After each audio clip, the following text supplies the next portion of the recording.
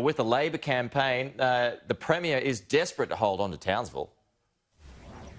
Well, Pete, as you say, the most marginal seat in the state. It was won by the ALP's Scott Stewart back in 2017 by just 214 votes. So it is a margin of 0.4%. It's going to be crucial for Labor to hold on to the seat of Townsville in order to form a majority government. That's provided that she loses the seats of Thuringowa and Mundingburra as well and doesn't pick up wins anywhere else. It's going to be crucial for Labor's campaign, so it's no surprise that both Annastacia Palaszczuk and Deb Frecklington have decided to come to Townsville in the very first week of their state election campaign. Now, yesterday, Annastacia Palaszczuk, she attempted to win over undecided voters, announcing a $100 million injection into Queensland TAFEs. $14 million will be injected into Townsville's TAFE, and that's in order to train workers in the hydrogen industry. Now, asked whether it would be awkward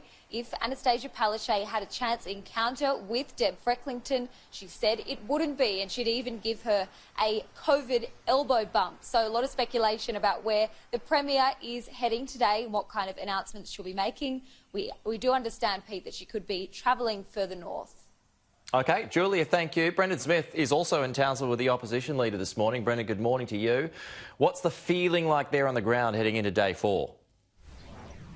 Oh, Pete, the feeling's electric, of course. Who doesn't love a little stoush in far north Queensland? We know that Deb Frecklington is desperate again to sandbag the seat of Townsville. As Julia said, if Labor loses far north Queensland, they will likely not be able to form majority government. We know Deb Frecklington was in Cairns yesterday announcing $20 million for a new vessel lift to make Cairns a maritime hub there, which could create, she says, up to 6,000 jobs. The focus in Townsville, of course, will also be jobs and tourism, but also a cracking down on youth crime. Deb Frecklington says enough isn't being done to protect locals. Here's the opposition leader.